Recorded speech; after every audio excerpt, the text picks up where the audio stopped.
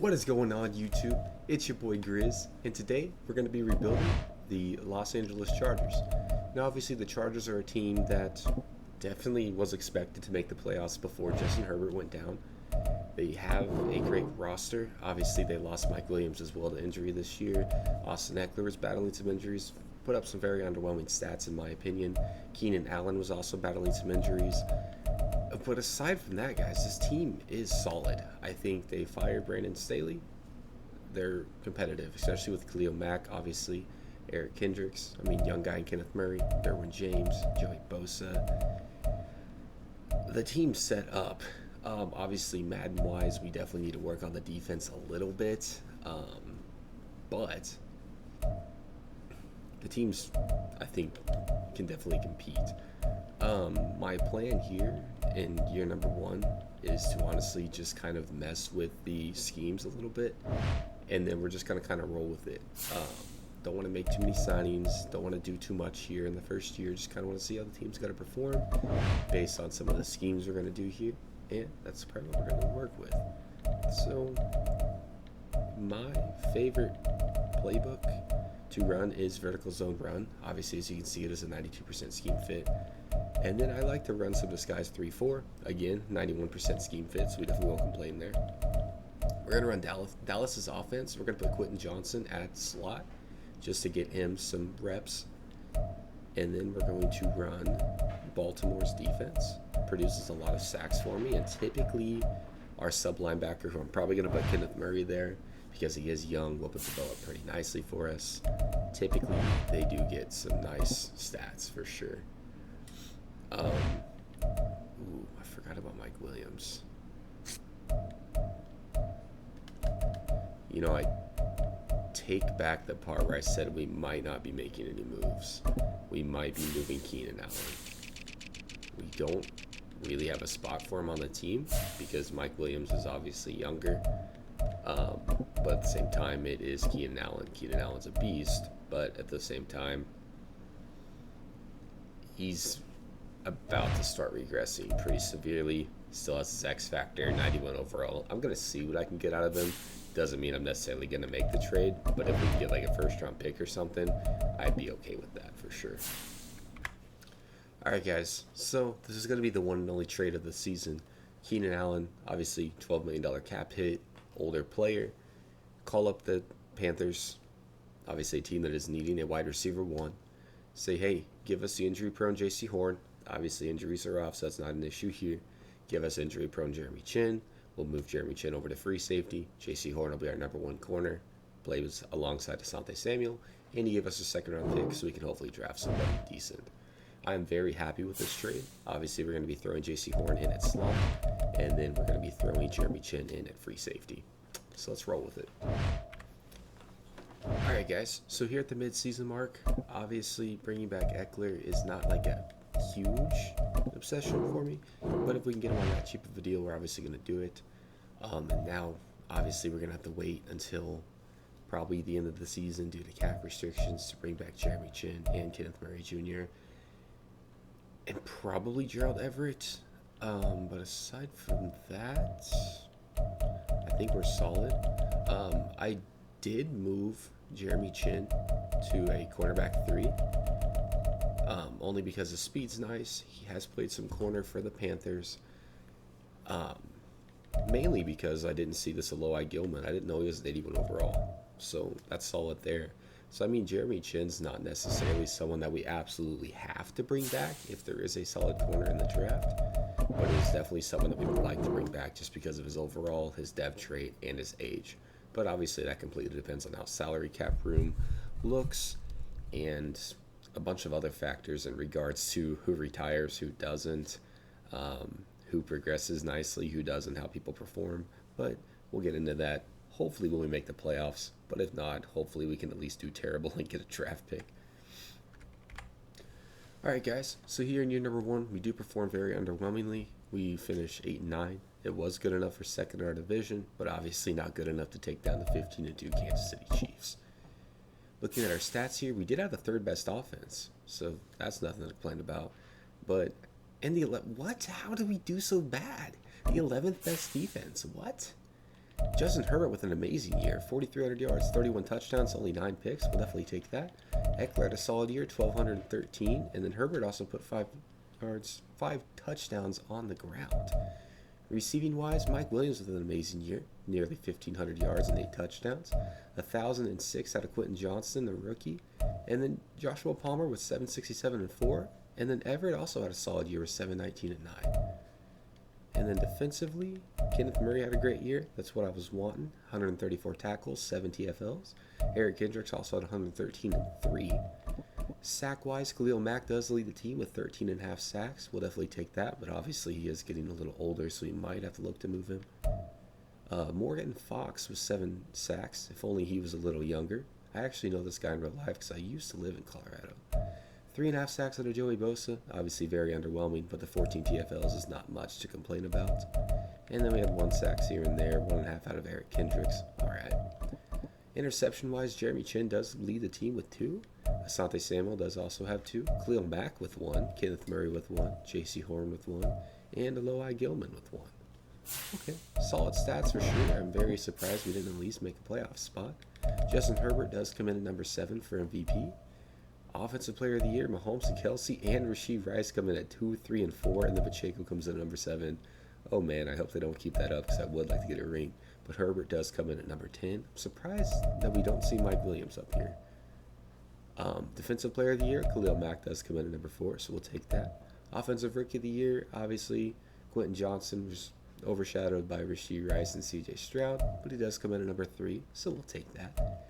Defensive Rookie of the Year, I don't know that we had anybody, and looking at the list, we didn't have anyone that performed, so kind of sucks there. But hey, year number 1, obviously, we didn't do much aside from trade Keenan Allen.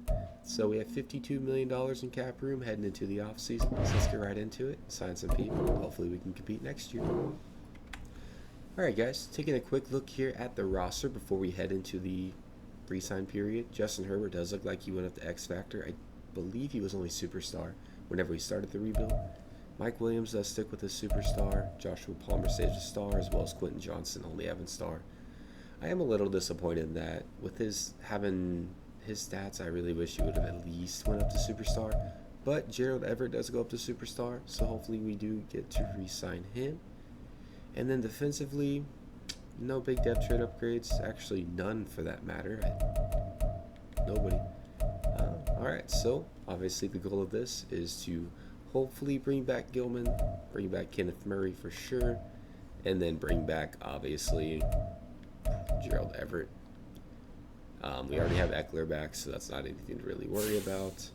So, and you can see the Chiefs and the Cowboys, 2 of the most overpowered playbooks, did face off in the good old Super Bowl, and the Chiefs did edge it out with only 3 points. So, that would be a good game to watch.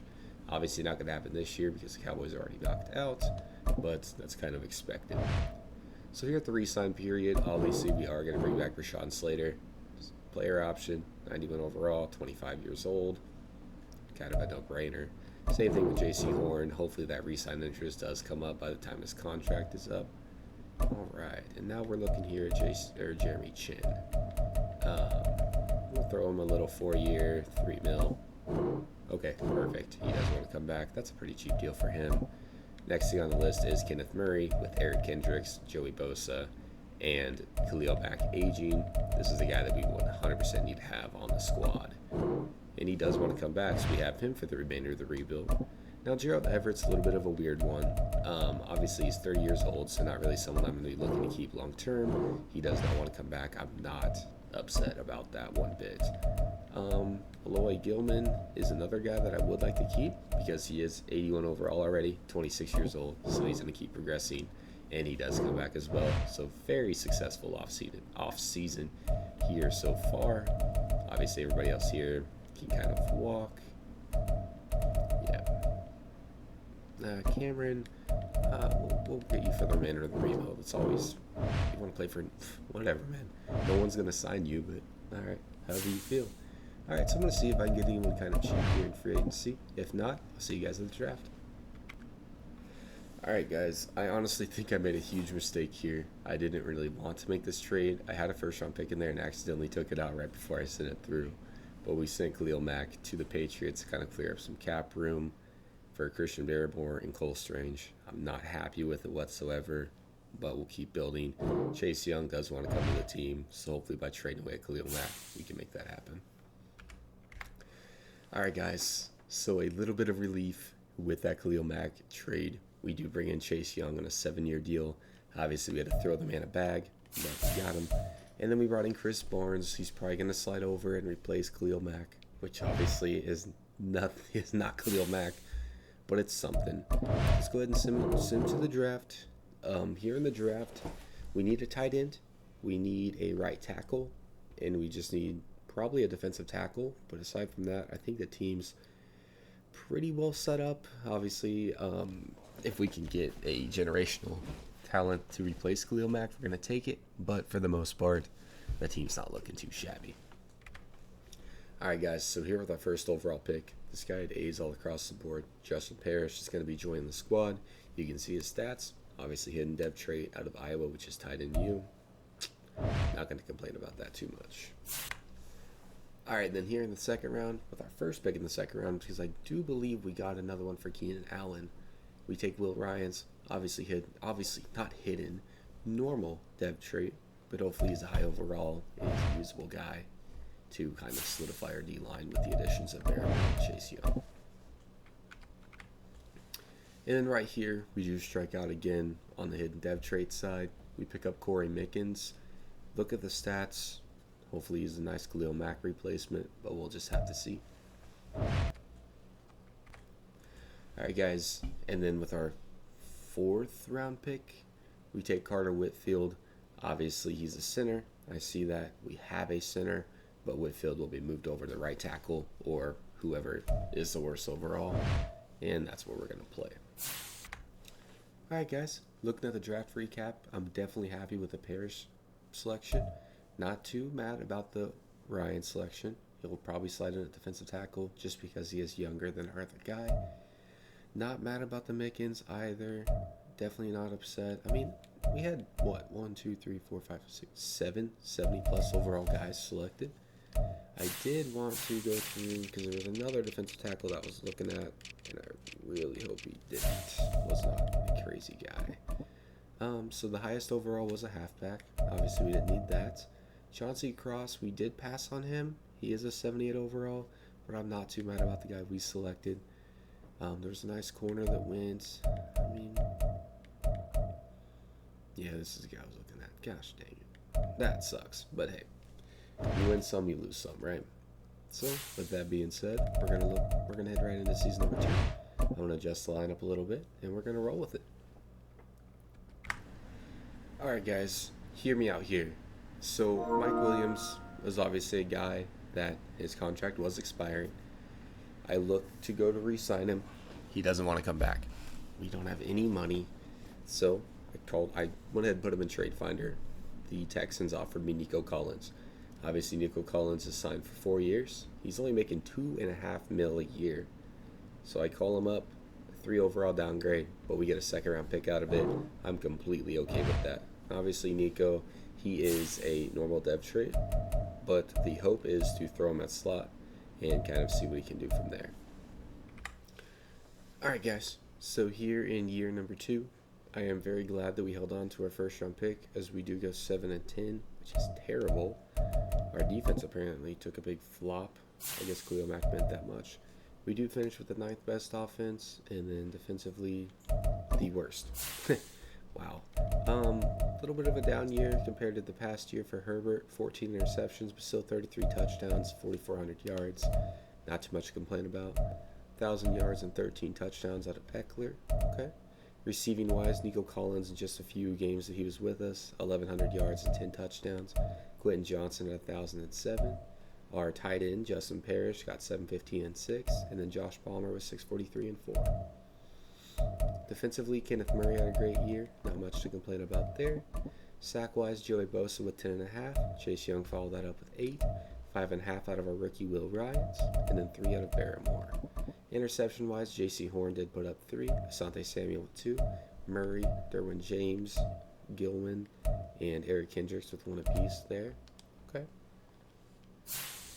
Not too shabby, not too shabby at all. Yearly awards, obviously. I mean, Justin Herbert does come in at number 9, so we'll take that. Nobody for Offensive Player of the Year. Defensive Player of the Year, nobody. Offensive Rookie of the Year, Justin Parrish does win that, so that means he's guaranteed a dev trade upgrade. Hopefully that's still a thing. And then Will Ryans does come in at number 6 for Defensive Rookie of the Year. So, I mean, at least we have a positive note there, so I'm not complaining too much about that. But, like usual, let's get into the offseason. Hopefully make some big moves and at least make the freaking playoffs next year. Jeez. Alright, guys. So, here in the first round in the draft, we do take Quentin Smith. We did lose, who was it? Joshua Palmer in free agency because we didn't have the money to re-sign him due to, obviously, our salary cap. But hopefully this Quentin Smith guy is decent and we'll be able to use him. And then we also lost Christian Barmore, which did really suck because we obviously just recently traded for him. But hopefully there's somebody here that's usable. This Lynn Silvers guy is a scheme fit. The stats do look pretty solid. Hidden dev trade, we will 100% take that as hopefully Barmore's replacement. And then the only big other thing that I want to do is probably try to pick up a running back.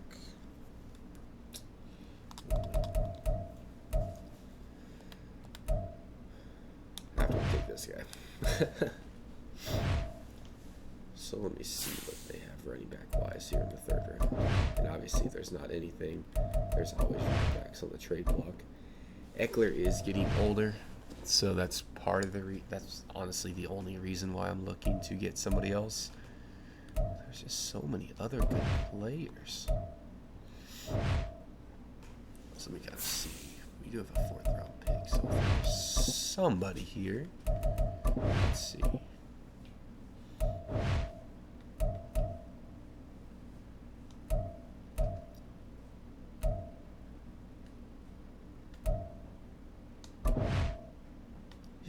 Normal dev trait? That's crazy.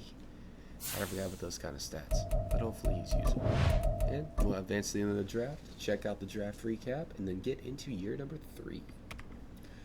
Alright guys, so here at the draft recap, obviously Quentin Smith was a definite hit. 79 overall, 93 speed, we'll 100% take that. Silvers wasn't too bad as a Barmore replacement. Obviously Christian Barmore is an 80 overall, but he does have hidden dev trait. Hopefully it's a nice one, and we'll use that. Blair Ford wasn't terrible. I'm happy with the Josh Reddick pick as well, 76 overall. He might slide in, I'm not sure. I think our CB3 does have star dev trait, so we'll probably just roll with him. The Aldridge guy wasn't terrible either, 76 overall. We might look to see what we can get for Austin Eckler. Might not. It just kind of depends on how I'm feeling. I do think, based on salary cap, at mid-season we might have to move on from Bosa, but nothing's set in stone yet. We'll just kind of see. Alright guys, so here in mid-season, Joey Bosa does not want to sign back, so we call the Packers, who are about the only team that can afford him. We send them Joey Bosa, a 2nd round, 4th, and 7th for Rashawn Gary, who is a higher overall. An X Factor. I know he is a left outside linebacker, but he'll slide over and play Bosa's spot very nicely. And then another guy who also doesn't want to sign back is Corey Linsley. Obviously, he is an 84 overall, so he's a very solid center, but he is 35 years old. So we send Linsley and a 3rd round pick over to the Bears, who can also afford him, for Wright, who is a much younger guy. We drafted that center. He does have star dev trade a couple drafts ago, so he's going to slide in for Linsley's spot. And then Wright is going to replace the spot that center was playing, which was right tackle. Alright guys, and then right here, obviously Eckler is losing his touch, so we send Austin Eckler a 1st, 2nd, and 3rd. I know this is a lot, but we pick up James Cook, who is a huge upgrade, and then we also had to pick up 2 randos to kind of balance out the Bills' negative salary cap. The main reason why I honestly did this trade is because we're heading into the last couple of years of the rebuild. Essentially, the last year is next year, and our team sucks. I don't understand how. We have a decent overall. We're not doing terrible. I feel like we're building a decent squad, but we can't compete. We're not winning. We're not doing what we need. So made that trade. I'm going to be looking at doing another trade, hopefully picking up an end. Trading away our first round pick because obviously there's no need to keep it if we're not going to use it. So let me see what I'm going to do here, and then we'll roll with it from here. Alright guys, and then right here we trade away our first round pick for Kayvon Thibodeau and Banks. Two very solid guys. They're going to slide right into our lineup, and I think that's the last trade we're going to make. So let's get right into hopefully making the playoffs, but obviously it's not looking too good right now. So we might be looking at next year. For the 80th year in a row, we finished 7-10. We at least have an 88 overall squad. We have a decent amount of cap room. Hopefully we can finally complete the squad for the last year of the rebuild. We finished with the 9th best offense in the league, so not terrible, and the 30th best defense. Obviously we made a lot of moves, so I'm not expecting much there. Herbert had a great year. James Cook, in just a few games he had with us, put up 1,107, so not bad at all. Receiving wise, Nico Collins had a great year. Quentin Smith had an amazing year, and Johnston, and our tight end. So I'm not mad about that whatsoever. And then defensively, Kenneth Murray had a very solid year. J.C. Horn as well. Sack-wise, 11.5 out of Chase Young. In the few games Gary played with us, he put up 10.5. 6 out of Lynn Silvers. 5 out of Kenneth Murray.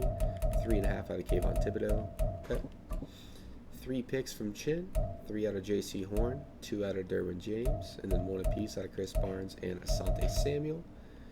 I'm still not 100% sure. I'm more or less going off of what everybody else said. If you guys do know in the comments, let me know.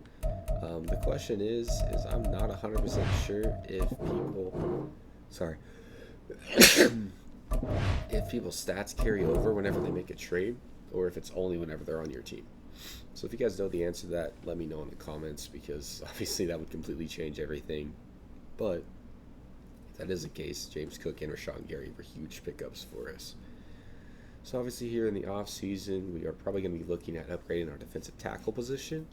And yeah, that's about it. I think we're going to roll with that and hopefully make a run next season. Alright guys, so looking at the team just off a quick glance, I can't believe Nico Collins. It seems like he just stays normal dev trait regardless of what he does. He's a solid player for sure. But Smith does go up to superstar. Obviously we have superstar at our tight end position. And then defensively, Derwin James and Rashawn Gary both hold on to their superstars. But aside from that, that's it. But the team is looking very solid. I think we are a defensive tackle and a middle linebacker away from competing. So let's get that done here. Alright guys, so unfortunately J.C. Horn did not want to come back, so I did have to franchise tag him, which obviously means that he has a huge cap hit. So what I think I'm going to do here is try to pick up Breece and Adebo. Oh my gosh, that goes through, that's insane.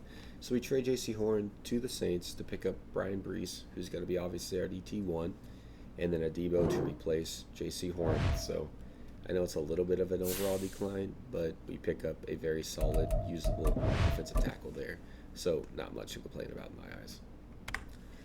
Alright guys, and then here in free agency, I throw an absolute bag at DeMarcus Lawrence, who is somehow still an 87 overall with his X factor. So I'm not going to complain there at all. So we're probably going to try to trade our first round pick for hopefully a middle linebacker. And that's about it. I think the team's ready. Alright guys, so here we give up a massive haul for Devin White, but obviously Devin White, he was only making 7 mil, so he was very cheap for one, and on top of it, it's Devin White. He's an 86 overall. He's going to be our middle linebacker 1, and then obviously Kenneth Murray's going to be our middle linebacker 2. So, nothing much to complain about there. I'm very pleased with that. So, with that being said, we're going to sim to the season, and might make another trade, might not. Kind of depends what's offered to us. And we're just going to roll with it. Alright guys, and then last trade of the rebuild, we're going to be picking up Quay Walker to be our middle linebacker 2. That's going to do it for the squad. Show you guys the last look at it as we head into our last year. Definitely expect to make the playoffs. I'll be very upset if we don't. We have an 88 overall squad. Here's the offense, 2 superstars, and obviously an X factor. Here's the defense, 3 X factors, stars all across the board, couple superstars. not much to complain about. Obviously, Nico Collins is going to be our slot. And then Brian Brees, righty tackle. Okay. Yep. So we're going to roll with, guys. I'm going to send him to the playoffs, and hopefully we're in it. Finally, guys, with the last year of the rebuild, we go 12-5 and actually make the playoffs. We do take the division, so nothing really to complain about there, 100%. We finished with the 10th best offense, so we definitely did take a little bit of a dip there, but 9th best defense, so that's some huge improvement over what it used to be. Herbert had an amazing year. James Cook had a great year. Nico Collins had a great year. He was our only 1,000-yard receiver, but the other guys put up some pretty solid stats as well. And then defensively, Quay Walker had a great year. 13.5 sacks out of Lawrence, 12.5 out of Chase Young, 4.5 out of Thibodeau, and then it goes downhill from there. 2 interceptions from White, 2 out of Gilman, and 1 apiece. Obviously, would have liked to see those stats go up a little bit more. Justin Herbert does come in at number 7 for MVP. And then Nico Collins comes in at number 4 for Offensive Player of the Year. Defensive Player of the Year, DeMarcus Lawrence comes in at number 8. And then obviously, you saw the trades. We didn't have any rookies. But we are taking on the Buffalo Bills here in the wild card round. As like 6 overalls on them, guys. We lose 24-21. And that's going to conclude this rebuild. That's insane. But if you guys did enjoy the video, obviously I tried to not make as many trades as I usually do. Hit that like, hit that like button. Hit that subscribe button. Comment what team you'd like to see me attempt to rebuild next. And also comment some things that I could do differently. Take it easy.